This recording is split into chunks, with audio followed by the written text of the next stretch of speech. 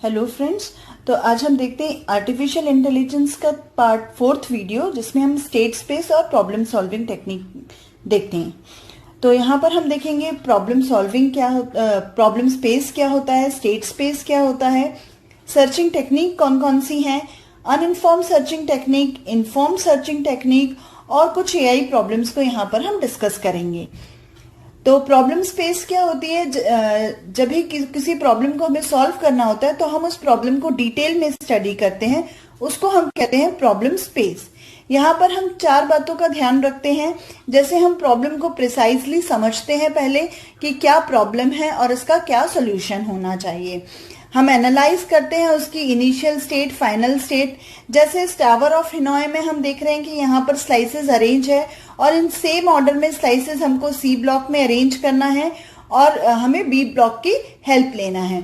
तो यहाँ पर पूरी प्रोसीजर को हम अच्छे से एनालाइज करते हैं। उसके बाद we isolate and represent the task knowledge. जो भी टास्क नॉलेज हमें रिक्वायर्ड है प्रॉब्लम को सॉल्विंग के लिए, जैसे अगर कोई गेम खेल रहे हैं तो रूल्स हमें चाहिए, तो उनको हम अच्छे से समझते हैं, लिस्ट करते हैं और उसके बाद हम प्रॉब्लम सॉल्विंग टेक्निक स्टार्ट करते हैं। उसके बाद हम बेस्ट प्रॉब्लम सॉल्विंग टेक्निक को आइडेंटिफाई करते हैं और अप्लाई करते हैं। फिर देख लेते हैं स्टेट स्पेस क्या होता है। तो स्टेट स्पेस होता है, यहाँ पर कनेक्शन होता है डिफरेंट स्टेट्स का। जैसे ये मान लीजिए इनिशियल स्टेट है और ये फाइनल स्टेट है, गोल स्टेट है हमारी। तो इसके बीच में बहुत सारी इंटरमीडिएट स्टेट्स आती हैं। फिर यहाँ पर जो होता है हम इसे ग्राफ की तरह ग्राफ से रिप्रेजेंट करते हैं किसी भी प्रॉब्लम को। तो ग्राफ के फॉर्म में रिप्रेजेंट करते हैं प्रॉब्लम को। यहाँ पर हर स्टेट को हम एक नोड के फॉर्म में रिप्रेजेंट करते हैं और जो भी एक्शन परफॉर्म करते हैं हम एक स्टेट से दूसरी स्टेट पर जाने के लिए, उसको हम एजेस के फॉर्म में रिप्रेजेंट करते हैं। और सिंप्लिसिटी के लिए ये पूरी प्रोसीजर को हम ट्री के फॉर्म में भी रिप्रेजेंट करते हैं। फिर देख लेते हैं स्टेट स्पेस सर्च। तो स्टेट स्पेस सर्च इस फॉर्मूला से हम एक्सप्लेन कर सकते हैं। जैसे कैपिटल एस है set of states, start state, goal state और इंटरमीडिएट स्टेट्स का सेट है ये। ए है सेट ऑफ एक्शंस जो भी हमें परफॉर्म करनी होती है अगली स्टेप पे पहुंचने के लिए। स्मॉल सेट है एक इंडिविजुअल स्टेटमेंट, कोई भी बड़े सेट एस को बिलोंग करती है ये। एक्शन परफॉर्म करते हैं हम, स्मॉल ए एक एक्शन है सेट ए में से।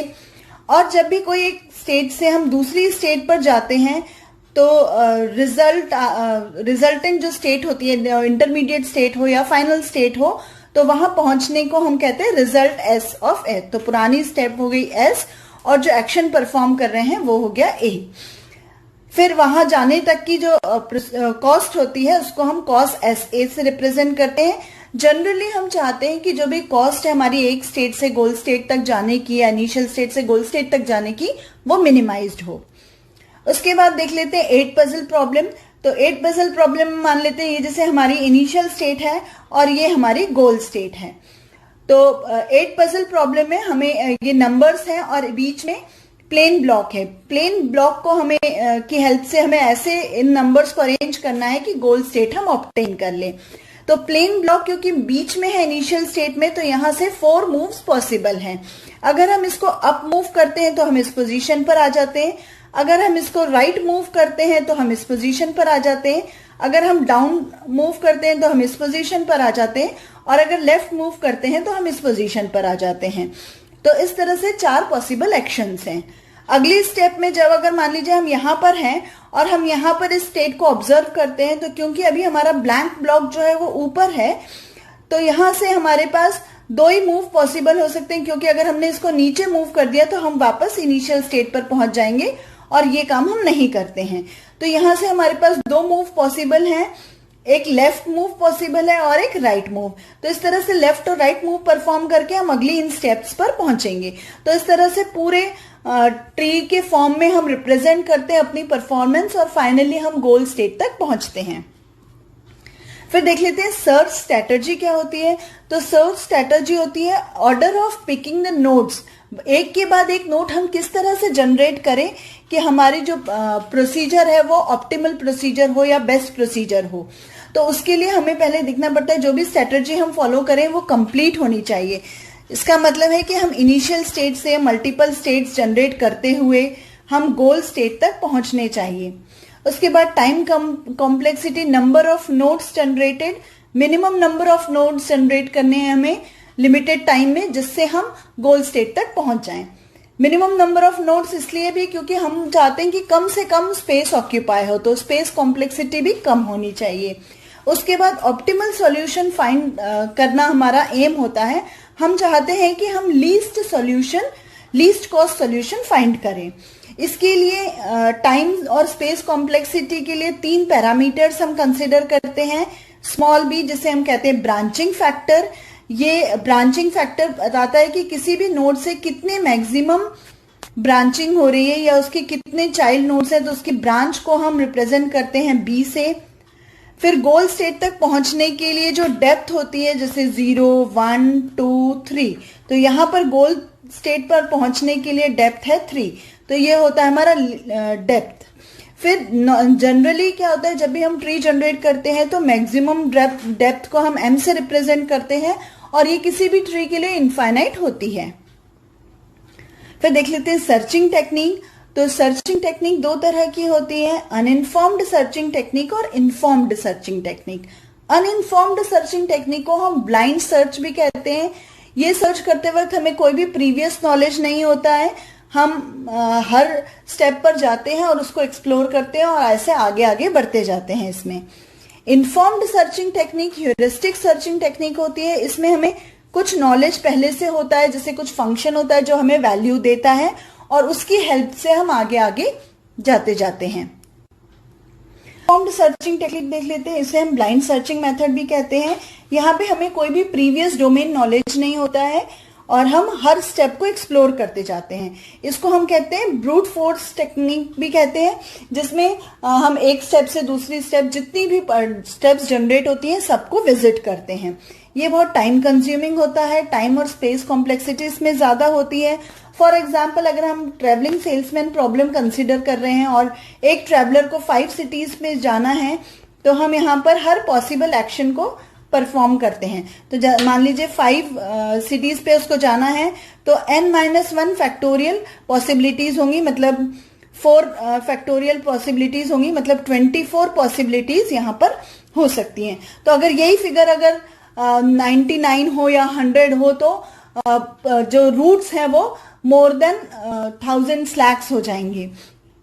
तो नॉन पॉलिनोमियल मेथड होती है, ये प्रोवाइड्स ऑप्टिमल सॉल्यूशन, बट इसका एडवांटेज ये है कि ऑप्टिमल सॉल्यूशन प्रोवाइड करती है।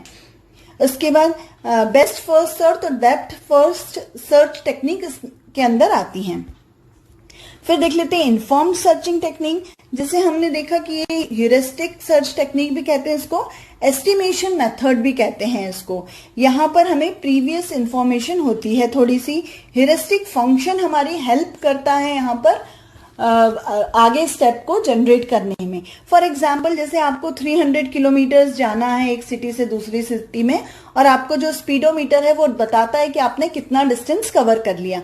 मान लीजिए आपने 25 किलोमीटर्स का डिस्टेंस कवर कर लिया है, तो आप फॉर्मूला लगा सकते हैं 300 - 25, दैट मीन्स 275 किलोमीटर्स अभी आपका बचा है। तो इस तरह के सिंपल फॉर्मूलेस लगाकर या फंक्शन लगाकर हमें ये वैल्यू देता है, जिससे आगे प्रोसेसिंग करना हमारे लिए इजी पड़ जाता है। Provide quick solution, less time consuming, space complexity भी कम होती है, does not provide optimal solution. यहाँ पर क्योंकि हम क्विक मेथड अप्लाई कर रहे हैं, तो ऑप्टिमल सोल्यूशन मिलेगा ही मिलेगा, इसकी कोई गारंटी यहाँ पर नहीं होती है। उसके साथ ये एक्सपोनेंशियल टाइम में सर्च परफॉर्म करते हैं हम। Methods A* method, heuristic, DFS, best first search method यहाँ पर हम यूज करते हैं। उसके बाद देख लेते हैं कुछ AI प्रॉब्लम्स। तो गेमिंग में water jug problem, 8 queens problem, 8 puzzle problem, फिर missionary and cannibal problem, monkey and banana problem, route finding problem, airline travel planning system, layout problem, VLC furniture layout, packaging layout, इस तरह की problems AI में आती हैं। Assembling sequence, assembling of electrical motors, task scheduling जैसे time table बनाना, या manufacturing के सारे जो टास्क होते हैं इसको हम एआई प्रॉब्लम कंसिडर करते हैं। So thank you for this session. अगर ये वीडियो आपको अच्छी लगी हो तो इसे लाइक करिएगा, शेयर करिएगा और मेरे चैनल को सब्सक्राइब करिएगा और बेल बटन दबाना मत भूलिएगा ताकि अगला वीडियो मैं जब भी अपलोड करूं आपको नोटिफिकेशन मिल जाए। Thank you.